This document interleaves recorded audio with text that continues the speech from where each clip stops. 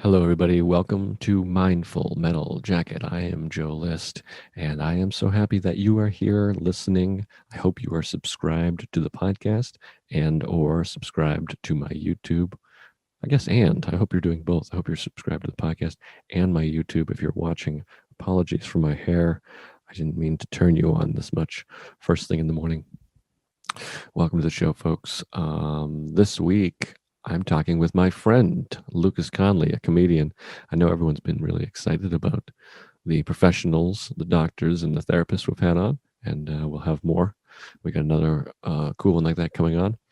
But this is back to the beginning of the podcast, talking to a real life first class comedian, my pal Lucas Connolly, and I thought it was a great one. I really enjoyed the conversation. There was another one that flew by.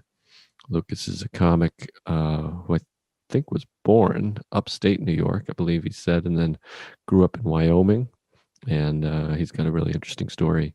And he's just a good guy. So we get into some drug abuse and some alcoholism and being raised by two moms living in Wyoming, rehab, anxiety, all those fun things. It was a great conversation.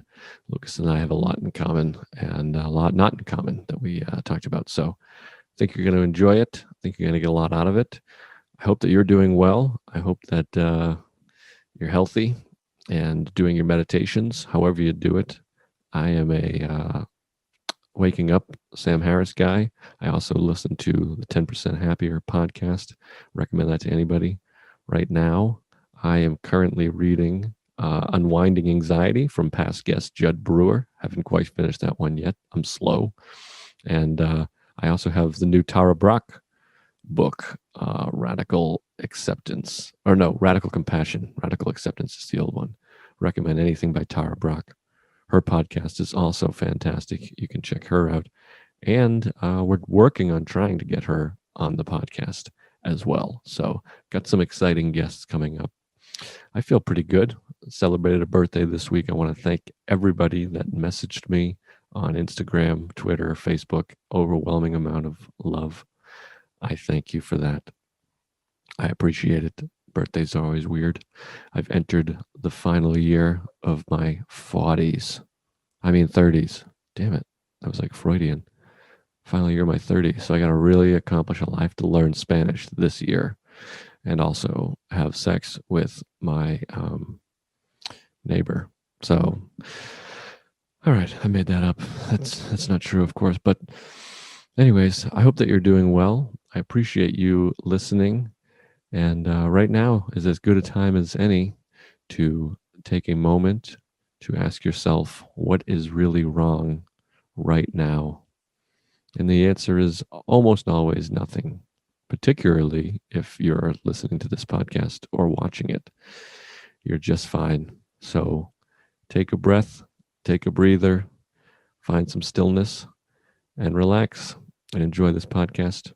We're here for a while longer, I think, or we might be gone tomorrow. So either way, enjoy this moment, enjoy this podcast, and, text someone, call them, tell them you love them or that you want to make love to them, whatever it is. That one might go poorly, but anyways, the point is I appreciate you listening. This is where the intro gets too long. Come to some live shows. Comedy clubs are back open in New York City. Comedy Cellar, Stand, New York Comedy Club. There's a bunch of great ones. And I'm going back on the road. Omaha, Nebraska, April 23rd and 24th. Austin, Texas, Paramount Theater, May 15th. Des Moines and Kansas City in June. Bunch of fun stuff coming up. Check it out. Follow me on Twitter and Instagram.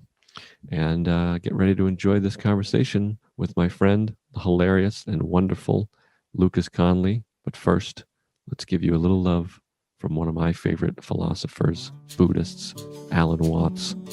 I read this quote this morning and I really enjoyed it. From Alan Watts, "This is the real secret of life, to be completely engaged with what you are doing in the here and now, and instead of calling it work, realize it's play." All right, folks, enjoy this conversation. Thank you for listening. I love you.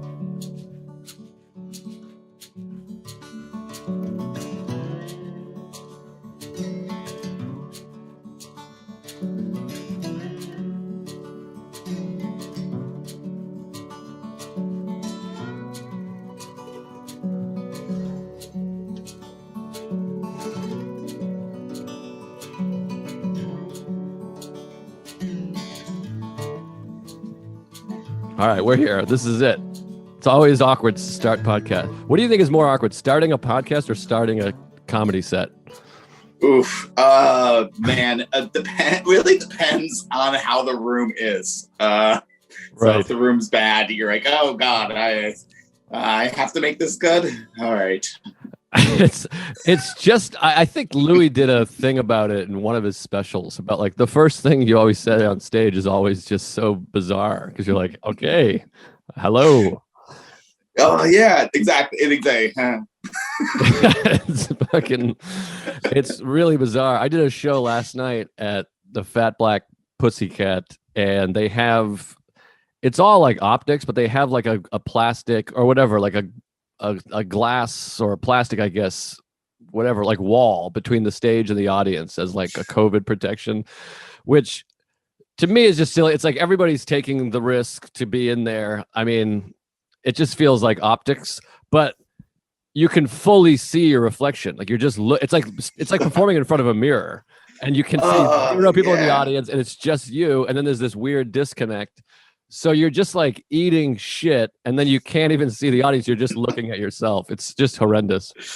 There was an improv that had a TV, and you could see yourself in one of the TVs, and you could just be like, "Wow, I really do that clenching hand motion when I don't feel good." Oh, it's horrible. I just did another one in Long Island like a week ago, and it was at a bar, and it was like there's all these weird blind spots and stuff because it's a bar. It's not designed for comedy. So they had every TV there was like a camera on stage, and every TV had you as a monitor, and it was like 12 Monkeys or something, or whatever movie they show, Clockwork Orange or some shit. It just showed videos of you everywhere, and it was absolutely horrendous. Nothing's worse than watching yourself do the thing. When I was a kid, I had speech problems, and so I'd go to speech pathology class, and sometimes they'd be like, "Hey, do you know what you just did?" Like if I messed up a word, and I would be like, "No," like I would like be defensive, and then they'd be like, "Well, let's get out the tape," and then they would play the tape back for me, and then I have to hear my voice say the word wrong. God.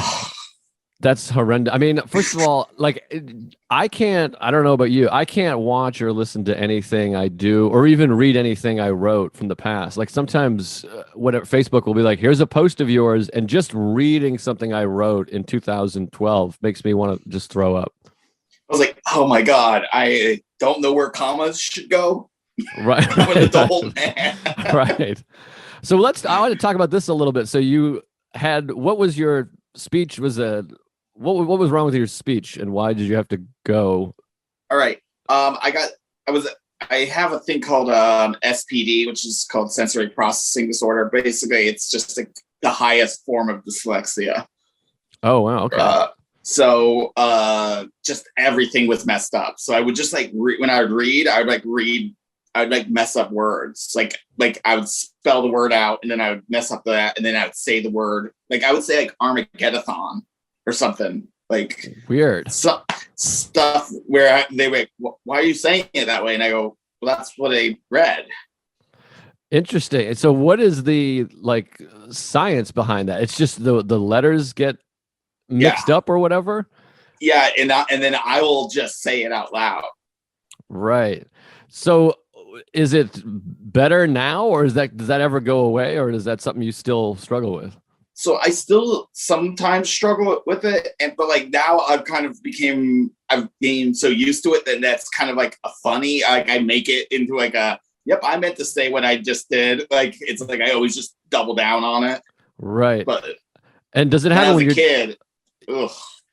Yeah, no, I remember being a kid, and there was like, I remember feeling grateful because I was always I had like horrendous anxiety and fear and all this stuff, and couldn't walk into school the first day of kindergarten and was just like sobbing. And like everything in life, then you go in, or for me anyways, I went in and then left being like, that was great. I love it here. But like the first day I was like, I can't go in. I was like, I will not go in there. I can't go in there. And it was like kicking and screaming kind of thing. But once I was in there, I was like, didn't have problems particularly, but I can remember like my friend, a friend of mine from high school had like a horrendous like stutter problem into high school, where it's like then it's like now like girls are involved, it's post puberty, and he just like Mhm. couldn't speak properly. Like he just couldn't like get words out, and then people would try to what do you call it, like do the word for him, which I guess is like the worst thing to do. And I just Yeah, remember thinking, oh my god, I'm so grateful I don't have to deal with that. yeah. It's mocking is the worst. Right. Then it's the helping. Right? Right. It's like, no, not socially inept. Right? I still am able to be here and I'm understanding what's happening. Like I'm not a kid with like Asperger's who doesn't understand Right. social graces. I'm like, no, I'm just saying this wrong, please. Right. And so what did the like speech classes entail besides them videotaping you? Uh, they would make me do a lot of tongue twister kind of stuff. So I'd be like, Lucas Lion licks lemon lime lollies lusciously. It sounds like torture. Everything you expect, like in the time I was going to therapy, everything at that time seems like torture. Like when you explain child therapy to anybody, they're like, wait, what did they do? Right. All of it. Because I went to occupational therapy too. And so they would like hit you Oh my and bump god. into you and stuff because my senses were so extreme that they needed to like desensitize me. So like when people ran into me in the hallway in school, I wouldn't jerk and push them away from me. Wait. So what is occupational therapy? That sounds like for your job, but Yeah, you're a child, so not. but it's for your like how your operational functions, like how you like. So they would like it's like where I learned how to cut scissors, like use scissors and stuff, and like get comfortable holding things. Wow. And what age is this? How old are you?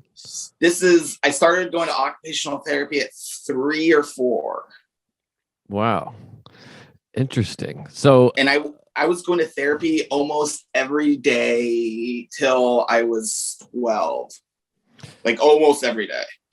damn. I mean, I assume this must have caused some amount of anxiety. I always just want to talk about anxiety and depression because that's what I can relate to. So that I imagine that led to that at some point or almost Oh, immediately. this is the thing. It made me stop caring about kids' opinions and only caring about adults' opinions, which is Interesting. makes you kind of insane. Right? Right. Because Right. in school, like a lot of like people are like, well, they're making fun of me, and I go, I don't really care because the teacher's not mad at me right now. Right. Interesting. And then when I hit 12, it was like all of a sudden I was not many people would know I was like learning disabled then. Like I was just like, you could bump into me, I could speak, most of the time I wouldn't mess up my speech pattern. So then I was like just a normal kid again. Right. But so you're going to did you go to public school or a private school? I went to a Montessori prep school, and then at 12 I went to General Pop High School. Gotcha. And where did you grow up? Laramie, Wyoming. Wow. I think I've heard you say that once recently somewhere, and I was like, I didn't know you were from Wyoming. For some Oh reason, boy, I think howdy. of you as like a New Yorker. I don't know why. I guess because I met you here and I've known you here. I think of you as like a Brooklyn kid for some reason. Well, my moms are New Yorkers, Oh so wow. they have strong New York accents, like the coffee and all the like stereotype like Buffalo. They're from Buffalo and Albany. Wow. Okay, so this is so interesting. So this is another thing. So you grew up with two moms and you were Yes, born and raised in Wyoming? I was born in Buffalo. My mom was finishing her master's, so she like at like a very like maybe 1 or 2, she gets her doctorate in sociology of law. So she's a lawyer who teaches law, Okay. and then she got a tenure track at the University of Wyoming. So we moved there when I was 5 or 6. And at this point, she's with your other mom, or did she meet her in Yes. Wyoming? Yeah. Okay. So yeah, I'm one of the OG first in this country with 2 openly gay parents raising you from birth. Wow. And then Wyoming feels, I mean, that feels like Brokeback Mountain to me. I mean, like Oh how, yeah. I mean, how accepted were they? I mean, that's more their story than your story, I guess, but I assume you've talked to them about it at some point. Like, how accepted were they in Wyoming in the 1980s? Well, uh, luckily she was a professor, so at least she was in an academia world where people are a little more tolerant Sure. than the general population of Wyoming. Laramie is also right next to Colorado, so it's Okay. actually kind of closer to Fort Collins than it is to any other bigger Wyoming city. Got it. Um, Boy, that is so fascinating because, first of all, I think you're the only person I know that grew up with parents like that. I mean, like I don't know anybody else that grew up with gay Yeah. parents. Tyler Fisher's dad came out gay when he was 15 or 17 or something. And like he was a teenager. Oh, wow. I didn't realize that. So there are like some people that like it happened to them later on, but not from birth. Like they didn't have to deal with the society. There was no books yet. There was no like Heather Has Two Mommies books Right. yet. There was none of it. So when is the earliest you sort of realized, oh, my parents are a little bit different? And did you learn that? Did your parents address that before anybody else did? Or did you learn it by kids going, hey, what's going on here? Or did you on your own go, hey, this is a little different? So I didn't think it was weird. I for a very long time, though I'm sure my moms were doing a lot of being like, people might be mean to you about us. That's their thing, not your thing. That's not you. And they Right. kept on doing that when I was a kid. But the first time I remember it, there was this kid named Cass, and his parents wouldn't let me come over to play. Wow. So that was the first time I remember being like, oh, this is a thing that people do not like. Right. I laugh. I mean, I always laugh. And to me, it sounds, especially this day and age, saying it out loud sounds so horrible, but like any kind of like bigotry and racism, like overt bigotry and racism, is funny to me because the people are like, they're morons, and that's kind of funny to have people be Yes. really stupid. The idea of people being Oh like, I yeah. don't want that kid over here. I mean, my reaction is to laugh, and maybe that's coming from a place of privilege, but it's really funny to me to be like, that kid can't come over here because he has two moms, something that he can't control. Right. Also, the thing was, it was like, I don't know if it could have just been me, right? I could have just been too Right. weird. Like, but like in my mind, I was just like, I remember not being allowed to come over. And it was like, it had to be because my mom's. Like, I thought that. Like, I don't even know if that's a true statement. Like, I just knew to my heart that it wasn't because of me. Right, right. That's hilarious. If they're like, no, we have no problem with his parents. He's just he reads weird. We don't care for the way he reads. But so when like you had like events or whatever, and your two mothers showed up, did the other kids ever like tease you or make fun of you, or did it just kind of? Yeah. So like I think that's where kind of all my comedy started, right? Is that I would hear somebody say something funny and then I would take it.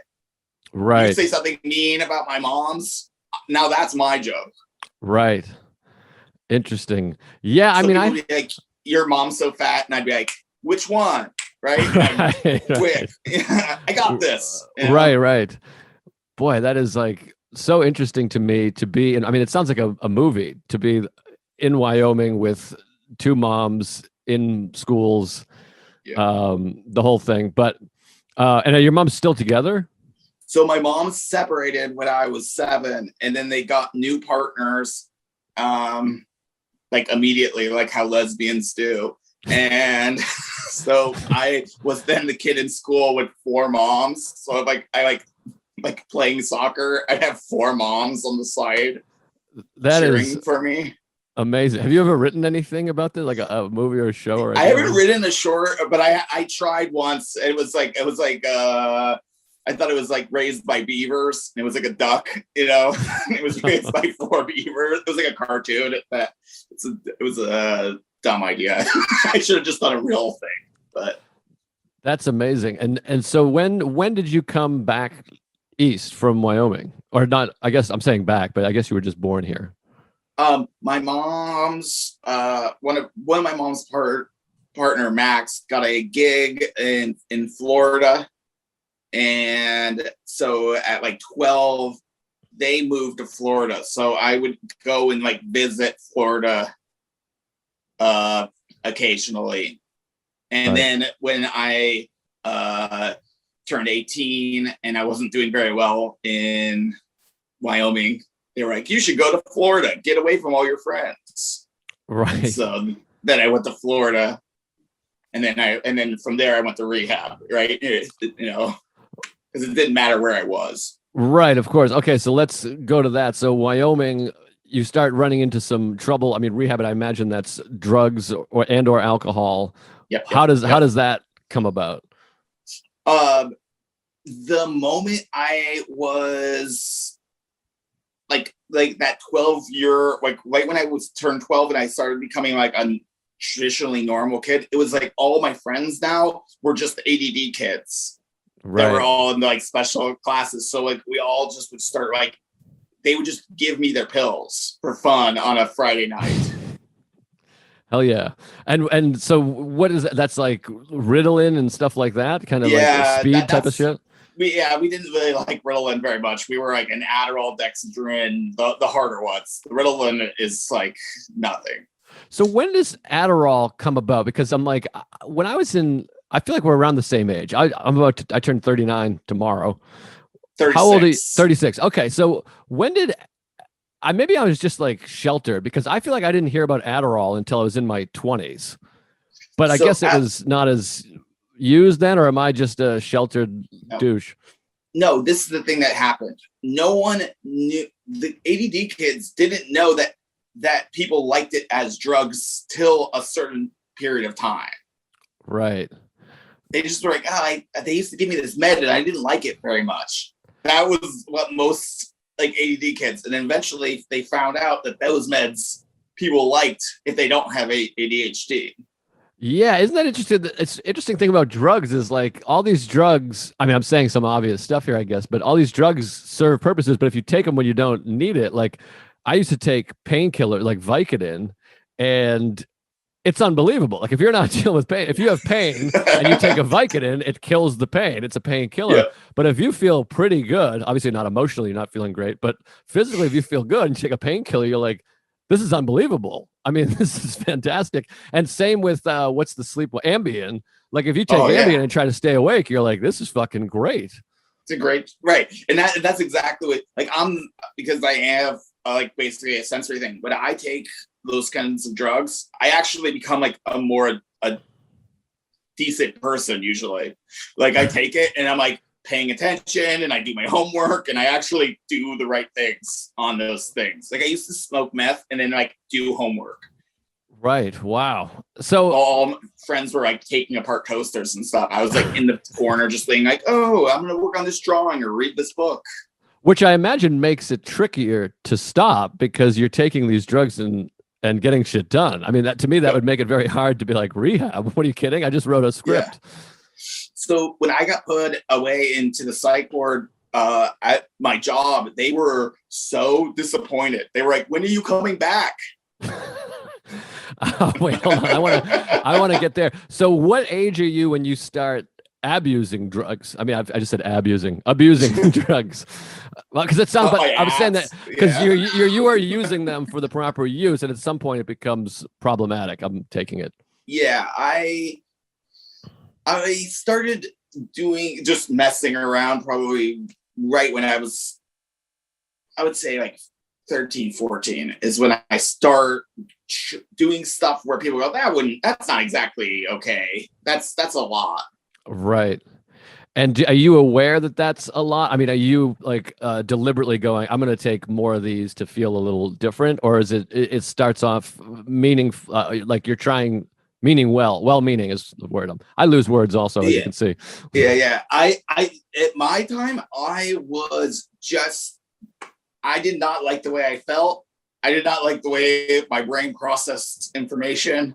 That probably comes from like me going to all those therapists and stuff and just being told I was broken. a billion times. So I was like, anything that can put in me that could fix me, that would be really great right now. Right.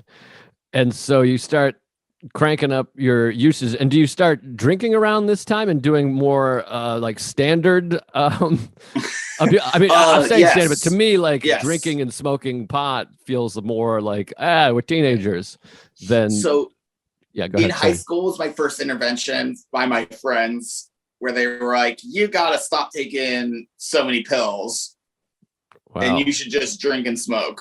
And so I did that, basically, occasionally I'd have a pill relapse if someone offered them to me for free, but I did a pretty good job through high school. Right. It's so funny, the idea of when you're young being like, you got to stop doing that. Keep doing this. But I mean, those are like that like teenager problem solving. This is still Yes. good. Still fucking do Yeah, this crazy shit, but that's too much. exactly. It was people used to call me they used to call me an addict. Like I was being called an addict at 15.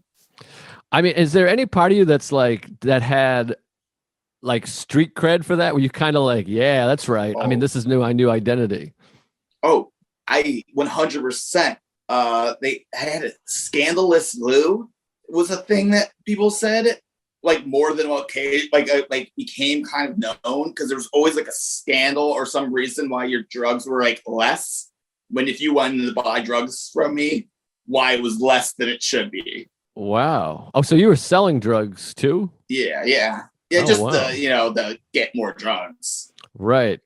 And this is all as a teenager. This is so interesting to me because as a teenager, I was cool. Like people liked me and I was like an athlete, but I wasn't like selling drugs, doing drugs cool. I mean, this is like, you're no joke. Oh, I was, but like again, I was like, yeah, I'm cool to you, but I want to be cool to the adults, Right. right? And it was never cool to that. Right. I mean, that is fascinating. It's interesting too because I'm like, I remember having like really wanting always adults, and still to this day wanting older people to like me. That's who I was most concerned with. And throughout my life, now I'm just doing my own therapy. I've always been drawn to older people and wanted their respect. And even now, like I was joking with this. Like I'm like, first of all, I married an older woman, but she's like 4 years older than me. But most of the people I talk to are like 10, 15, 20 years older than me. All of my, not all of my closest friends, but so many of them are like 15 and 20 years older than me, which I don't know what that is. I don't know how I went off in this, but you talking about it made me think about it. And I'm like, but I think for me, I just realized in this moment, it's because I wasn't getting what I needed from my parents, which sounds a little bit different than your experience, but I wasn't Yeah, getting that kind of approval from my father, or maybe you didn't have a father figure and that's why you were looking for it. right. I didn't have a Um, father figure, and I had a very very highly intelligent, very work kind of workaholic parents too. So right. Yeah, and your mother's a professor, is that right? Is that what you said? she was a professor of law. Yeah. So is that intimidating to you to be like, oh my God, my mother's so smart and professional and I'm in these Yes. special need classes or whatever? Or I don't know if Yeah. that's the right.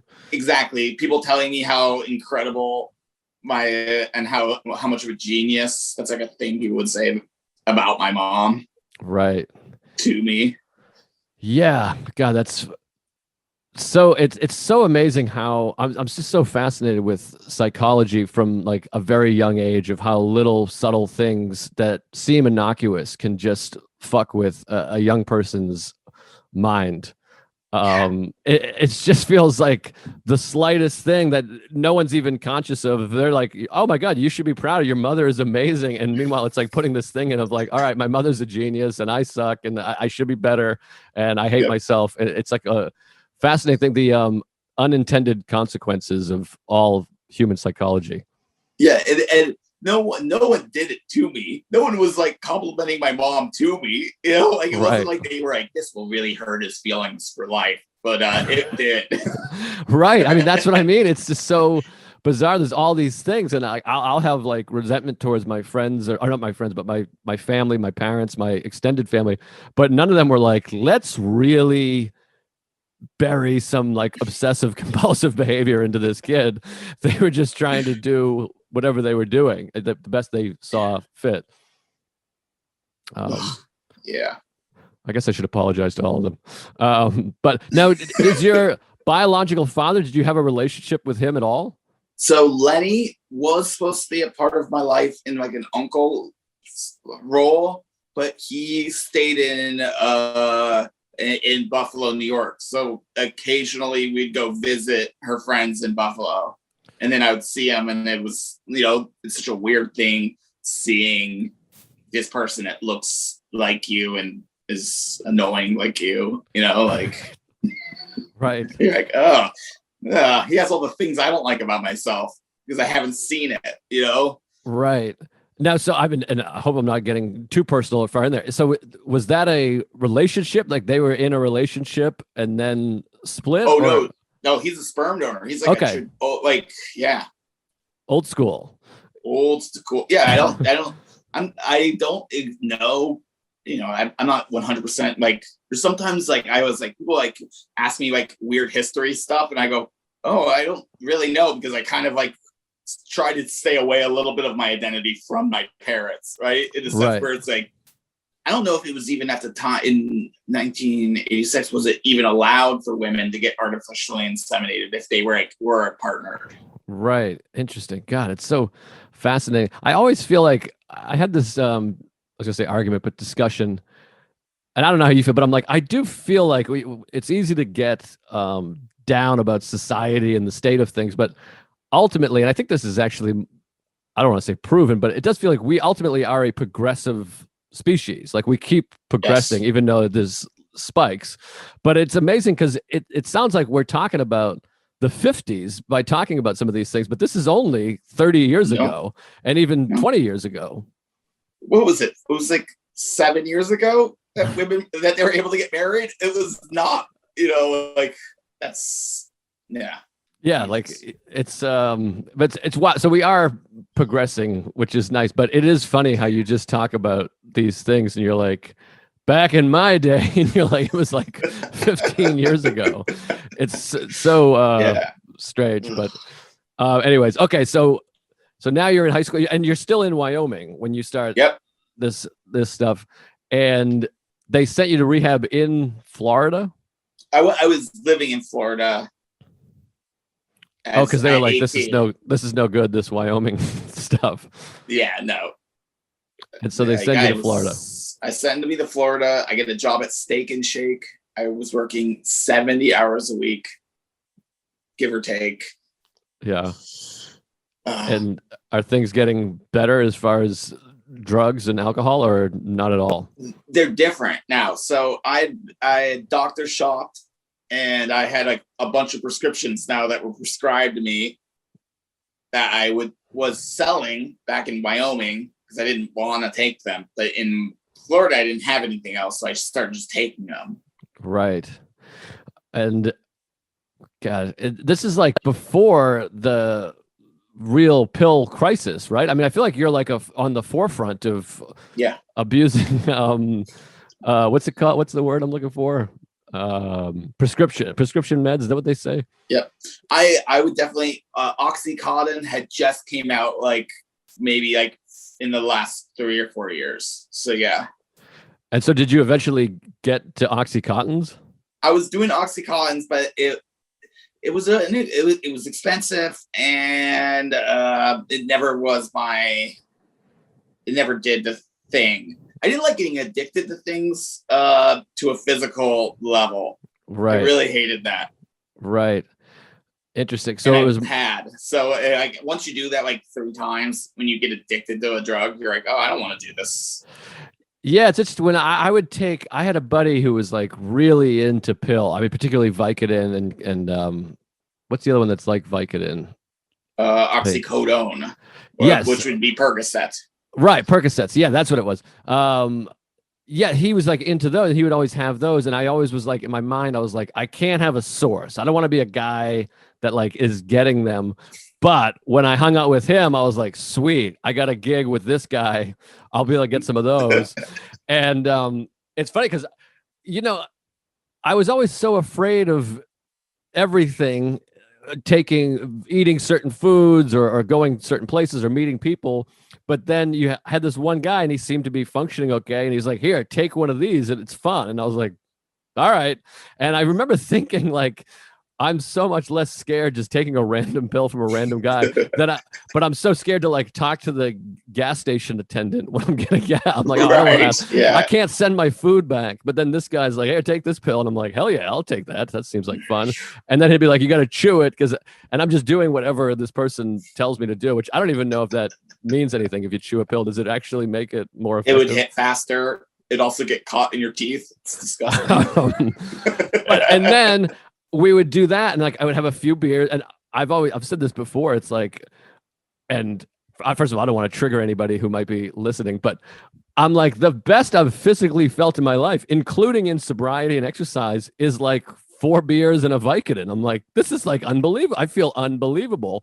The problem is then you chase it and then you fucking pass out at dinner and you fucking feel like shit. And you can't shake a shit for 3 days. And all that's and your liver is just like, you're damaging your liver.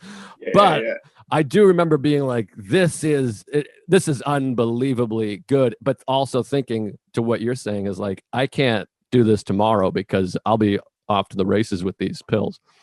Yeah.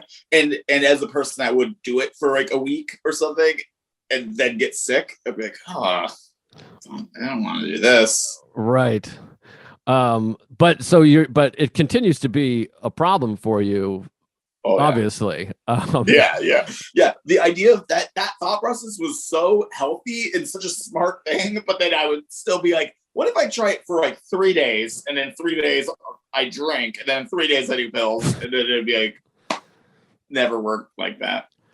Yeah, I always wonder. I always wish you could see like I feel this way with food too, like a chart of like what exactly each thing you put in your body is doing for you. Like you could show like, you know, an approximate death date, and then like you eat a double cheeseburger and like see how far it ticks. You know what I mean? Oh God, accurate scorekeeping, it would be such a pleasure for me because it's one of the things I love looking at things. I just love looking at a graph. Just show me real data, and I'm like, oh, that's real. That feels good. I think about that all the time. Like anytime I'll eat, I've gotten better about eating fast food, but like I did a gig Saturday, and so much of this is like Pavlovian, you know, like I did a gig with Greg Stone. We drove to Connecticut. We do the show. We're driving back, and it's like those golden arches. You're on the highway. You just did a show, so you get like dopamines, and you're like, let's fucking get McDonald's. And it's interesting because I've been sober for a while, and you're a sober guy, but you still see how that mindset works because I've had experiences where I'm like, I'm off fast food. I can't eat fast food. It's so bad. I'm trying to feel good. And I'll stand in line with someone getting it, talking to them, literally saying I'm not going to get it. He orders, and then I go, let me get a number 4. And I'm like, how the fuck did that even happen? Like 2 feet ago, I was saying I'm not going to have this. So it gives you that window. And that's McDonald's to me. I'm like, I see it. I'm like, fuck it. And everything leaves my brain. Anyways, I always want to see the graph that's like, you just took 3 hours off your life by eating that double quarter pounder.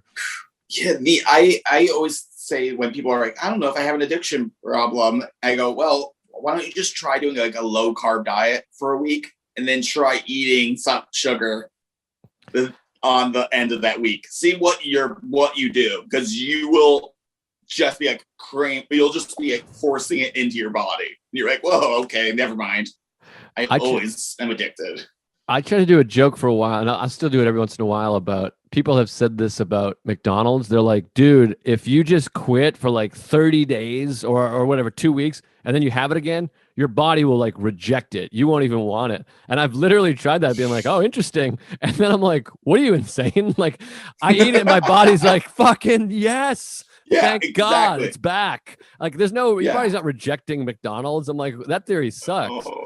No, you might. The one I noticed once where I did no soda for a year, and then I tried a Dr.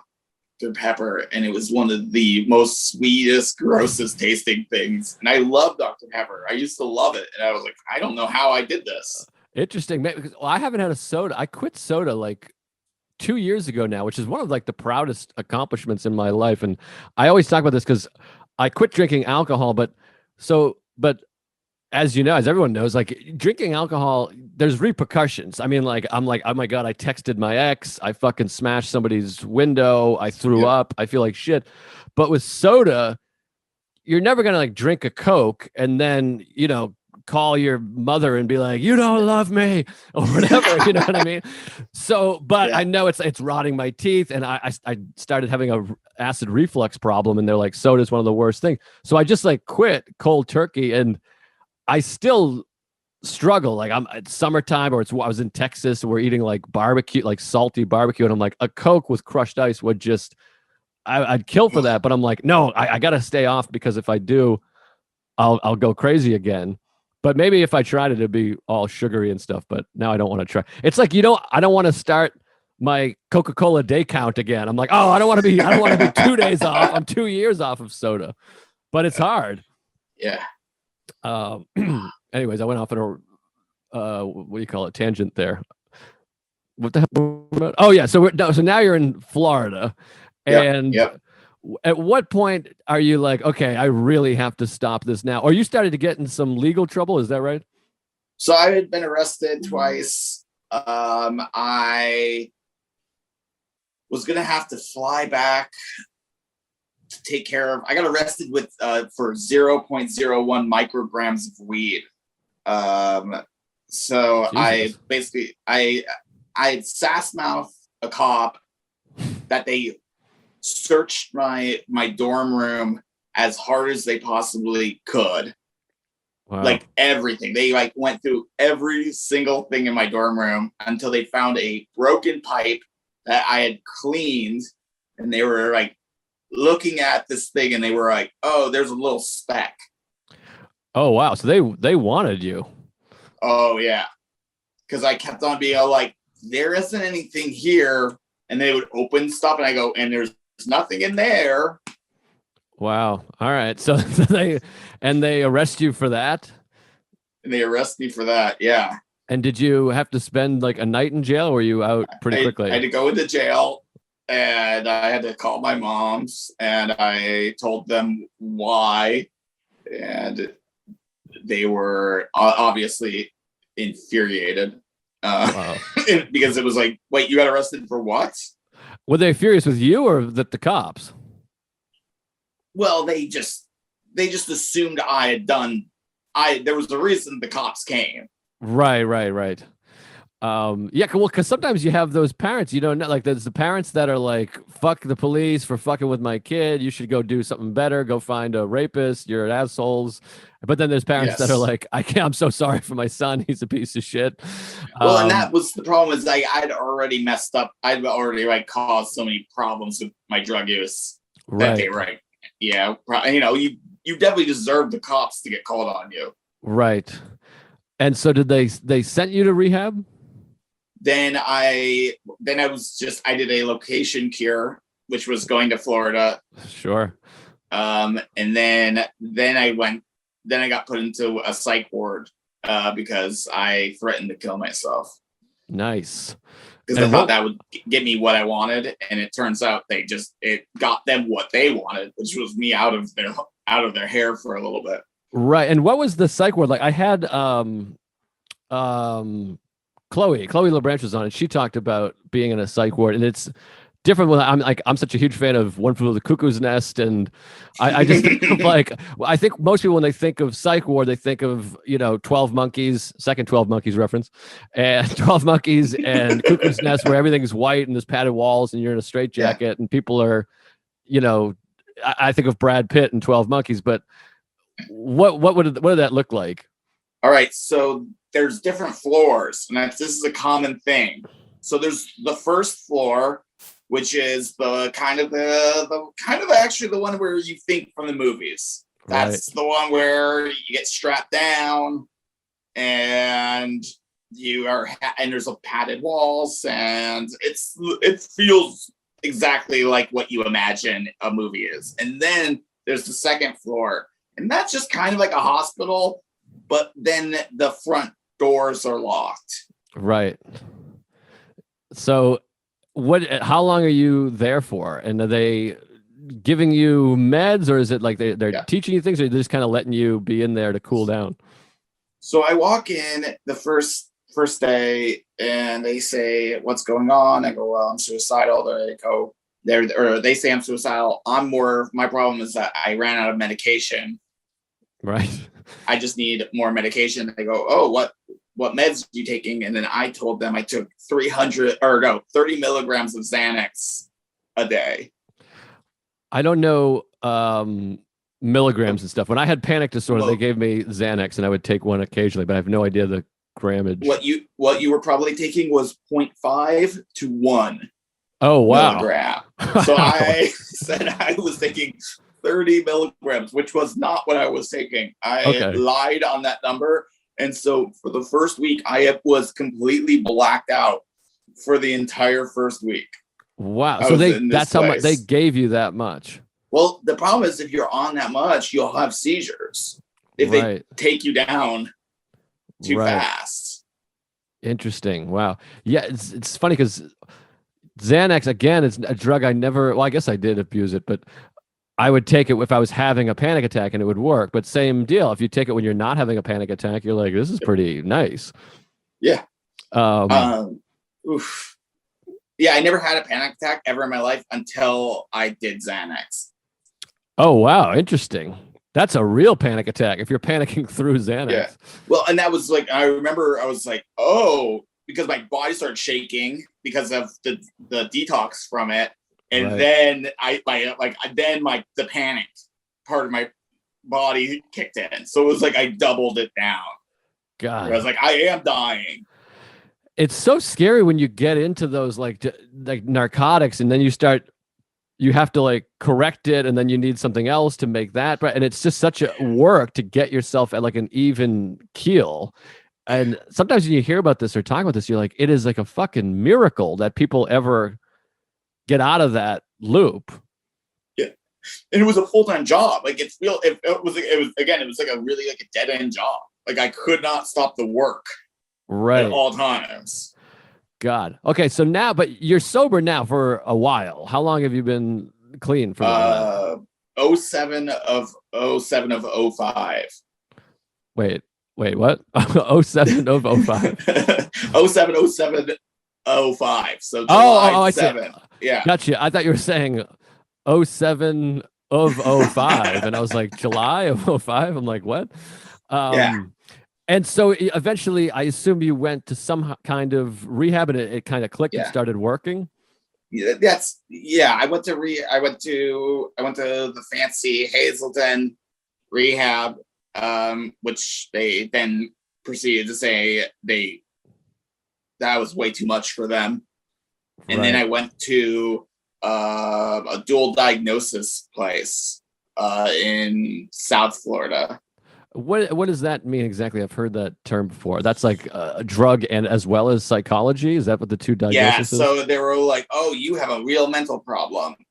Gotcha. And this. Right. Wow.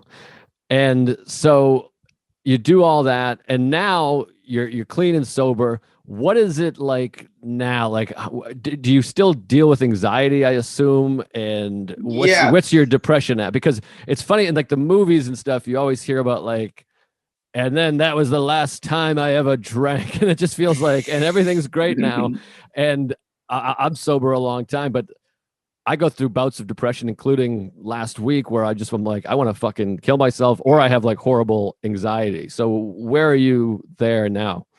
I do not necessarily always think I have anxiety, and then I will wake up with pieces of my teeth in my mouth because I've grinded so hard when I slept the night before. Like a lot of times I don't think I have anxiety, and then people are like, "Were you gonna punch that girl out?" And I was like, "No," but it was like my hand was like, like fully like, oh, right. Yeah, it's funny because so much of it to me is like subconscious. I don't even feel stressed or anxious, and then I'm just like having like headaches every day, and I'm like, I don't know, for some reason I have a headache every day, and I'm just like, oh, I must be stressed or anxious because I've changed the way it looks. I'm not like shaking and having panic Yes. attacks or whatever. I feel pretty normal, but so much of it can be so internal. Like internally, you're just stressed out. It's Yes. And I think a lot of it comes from I don't know. Like, I have a really hard time, and again, it comes down to that graph thing, right? I don't know what my value is really in the like universal scale, and a lot of times I'm just trying to figure what that is, so then I can ask people questions, right, or ask for help, right? Because that's all life is, right? It's just asking people to help you have a better, easier life, right? But I don't know where I stand and who I'm supposed to ask that question to. right. Does that make sense? Where I'm like, who am I supposed to talk to about this? Yeah, exactly. I mean, that makes so much sense to me. Is that you feel lost so much of the time? I mean, it's interesting. Like sometimes I get overwhelmed because I have so many things that help me, and sometimes I have too many. Like I listen to Sam Harris all the time and his app, and I meditate, and I'm like, all right, I got to meditate and he'll listen. And then I listen to 10% Happier podcast with Dan Harris, no relation. And I'm like, okay, I need to listen to this. I'll listen to that. And then I'll listen to this thing. And then I'm like, okay, I got therapy. And like, what did my therapist say? No, wait, what's Sam Harris? And then I'm like getting all this stuff. And then I'm like, let me call some like-minded friends and I'll talk to them. And I'm like, right, that makes sense. But I actually get overwhelmed with what I perceive as solution. And that's how I feel, where I go, I have a really hard time figuring out who and where I'm supposed to get that help from. And that's where most of my anxiety comes from. Because I'm like, is this a person I can ask for help? I don't know. Maybe they'll offer it. And then I sit, and that's where the anxiety is, where I'm like, no one's offering me any help, even though I haven't asked for any help, but I really need help because this is not okay. It's awful. That's a tricky thing to me because there's so often where you're like, I'm not getting what I need from this, but I'm not also saying what I need. I'm just like, I call, whoever, and I'm like, yeah, I'm really just depressed. And they're like, that sucks. And I'm like, why aren't you offering me something? And then you're like, what I should call and be like, I need you to tell me this right now, please, and mean it. Right. Yeah. And so there is something about like, hey, there's people who really like you, and you can just ask them for the things you want. And then you can find out what they do when you ask for that. Right. And then that's the person you're supposed to go to when that thing happens. Right. That's all it takes. But oh man, that fear of them doing it, like being like, wow, he's that guy. He's the guy who always does that, huh? He's the guy who he's demanding things from me. And there's also like no worse feeling than when you're like, I need something. I'm calling because I'm desperate and I feel like shit. But then the person is just unaware of that. So they're like, yeah, I went to the movies the other day. I saw this fucking movie. It's a piece of shit. And then you're just like, oh, I want to talk about my existential crisis. But they're like, I watched Godzilla versus King Kong and man, it stinks. And I'm like, I want to kill myself. And then I'll end up like getting off the phone and being like, all right, that missed. And then I just sink deeper. I call my buddy the other day, and I was like, what do you think I'm supposed to be doing? What do you think like am I supposed to be doing with my free time right now, being that there's less work for me to do? What am I supposed to actually be doing? And he goes, you should really care and spend time with your family and give them more time. And I was like, shut up. Right. You're like, no, that's not it. But don't that's tell me the healthy thing. I don't want that. I want work. Yeah, that's how I struggle with this all the time, and I talk about it constantly. But I always feel like this is like the biggest thing I have to overcome in therapy and whatever, is I always feel like there's a right thing to be doing at every moment. Yes. So I'm like doing push-ups and I'm like, what am I doing? This is so vain. I should be calling my mother, or I'll call a buddy and I'm like, no, I should be watching a movie. I've already had this conversation. And if I'm watching a movie, I'm watching the wrong movie. And if I'm listening to a podcast, I should be watching a documentary. And somehow I have to give up on the idea that there's like an exact thing I should be doing. Is that relatable? That's exactly it. That's it, right? There's not like the idea that I'm not doing the right thing and you're not giving me the right advice, is like, what's the point of me going and asking that question if I already know I'm not going to get what I need from it? Yeah, and it's funny because life is just full of these I'm losing the word. I lose words all the time, which I guess is like there's a word for losing words, but not oxymoron, but it's what's that thing where there's Dissonance? catch 22. I don't know. I'll think of it later, but I'll plug it in post. But it's like when my schedule is full, I'm so stressed. I'm like, I got 3 podcasts, I got to do this gig, and I have to I got to meet with these people. And then I'm like, the whole time I just want nothing on my schedule. And then when I have nothing on my schedule, I'm like, that's the worst I could possibly be. Then I just completely lose my mind. So it's like, I'm best with the full schedule, but I'm also most stressed with the full schedule. By the way, I'm sure there's a bunch of people that like do roofing work in fucking Texas that'll listen to this being like, fuck both these guys. I hope they die. They're like, I'm doing manual labor for 12 hours a day. I apologize. But we probably have the same problem, but it looks different. Yeah. But yeah, I feel like everyone has this problem. I just feel like I have the time to think about how to say it out loud. Right, exactly. That's a great way to put it. But I think it's also, my therapist always says everything's learned behavior. And for me, my mother was like a workaholic, kind of OCD, always moving, always cleaning. My mother like never, not never, but almost never is like, has her feet up, having a cocktail. She's always cleaning something or calling somebody or dealing with some problem. So I've kind of taken that on of like, I should be helping somebody or painting or cleaning or whatever it is.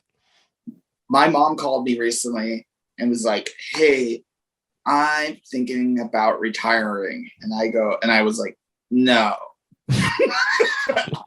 I go, you're not going to retire. You're just going to get another thing. Right. So it's like, it's okay to do something else, but I just can't imagine you not doing anything. It's just, this seems very, very unlikely. Yeah. It's funny. I'm able to do it if that is the thing. Like if we go on vacation or something like that, I'm like, all right, I'm out, and I'm able to kind of relax a little bit if that's the thing. But to me, it's just like a weekday at home. I just cannot do it.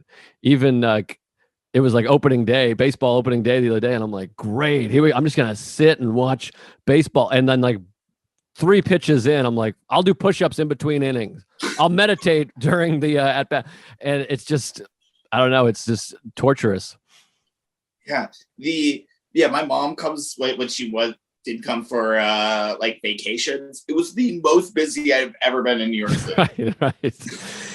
Yeah, it's and another thing I have is that would help is I have to let go of this idea that someday I'm gonna be a fucking Tibetan monk. Like I've always had this since I was a kid, that I'm like, there'll be a point where I have no more worries and I'm just like this Zen guy, and I have to be like, no, that's not who I am, and it's not who even Tibetan monks aren't that. No. They have to like, whatever, they have problems.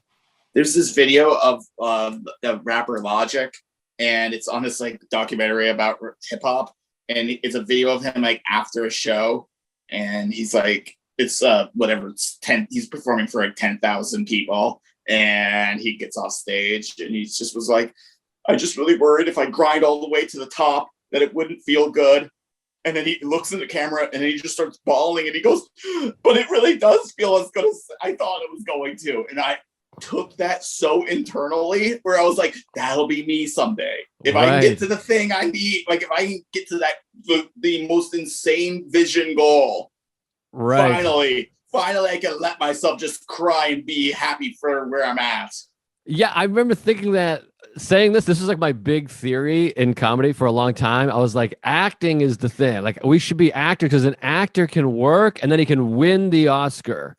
And then that's that moment where like after that, it's like whatever. But there is nothing like that in comedy. And now I'm like, realize I'm like, yeah, they win an Oscar and then they just have another gig. It's not like they're just like, okay. Yeah. It's a fucking award that like people voted on and it's bullshit. It's like, oh, You always have that idea of like this other profession, that other person, they have it. I can't figure it out. Yeah. But they can. Yeah. And it feels so good now that I'm there. It's like, that's not going to ever happen. I'm never going to be that guy. That guy probably cries all the time because when good things happen, that's just not who I am. Yeah, absolutely. So I think in closing, we're doing great. I think we came to a good place here. We're doing fine. And it really is. I say this all the time, but I'm really into like Buddhism and therapy and recovery, and all these things are just, it all becomes about acceptance and then letting go of ego. Like there's this common thread through everything that helps me that I'm really interested in. The common thread is sort of acceptance and letting go of ego, which is obviously very difficult. There's this great Alan Watts quote that I love. I say quote, but I always get it wrong. But he's like, I wonder what percentage of me has heard of me. And I really love the idea that like this small piece of our brain is like, I'm Joe List. I have a podcast. I have this many followers, and these are my parents. And the rest of your body is just like this functioning, being that doesn't give a shit about, Twitter or YouTube comments or whatever it is. Yeah, and I think the thing I think about is just, it's like, no, at the end of the day, you're going to be dead, and it's all just about the body of work you put out. And so stop thinking it's like your art. You can't decipher your art until 100 years past when you're dead. Right. So we shouldn't worry about any of this. Who cares? There's so many times where I'm reading some Buddhist book or listening, and they're like, worry doesn't make any sense. And I'm like, yeah. And for like a minute, not even a minute, like 10 seconds, I'm like, this makes perfect sense. I feel amazing. And then, your brain is like, man, you had a hot dog yesterday. That probably has cancer. And you're like, fuck. But anyways, Lucas, this was great, man. I really appreciate it. Anything you wanted to add or say that we didn't get to? No, this was a good combo. Yeah, I agree. What? Where can people find you? Plug your shit here. At Lovable Lucas on Twitter, and at Lovable Lucas 1. That motherfucker Lovable Lucas at Lovable Lucas on Instagram won't give it to me. I fucking hate it. Son of a bitch. All right, check it out. And then, do you have a podcast? Are you a comedian with no podcast? I'm one of the comedians I had a podcast and we just split up. So now I'm in the stage of having to figure out my solo podcast. Wow, you are really in the minority here. I'm really so sad about it. I'm going to be honest. It was a really good one, and I can't believe it's over. So. Wow. All right. That's happening a lot right now. Sarah just ended her Vag podcast, and there's another kind of big issue. There's like 3 podcasts that I know of friends of mine just ended their podcast. So I think it's just that everybody had a lot of time to reflect, you know, and they were just. It's weird. Yeah, I might start trying to go to every other week because I got too many right now. But anyways, this was great. We'll figure it out. But this was awesome. Lucas, thanks, man. I really enjoyed the hell out of this. And I'm sure people got a lot out of it. So thanks for being here, man. Thanks. Mindful Metal Jacket is hosted by comedian Joe List. Produced by Joe List. Edited by Matt Kleinschmidt. Executive producers Robert Kelly and Matt Kleinschmidt for the Laugh Button Podcast.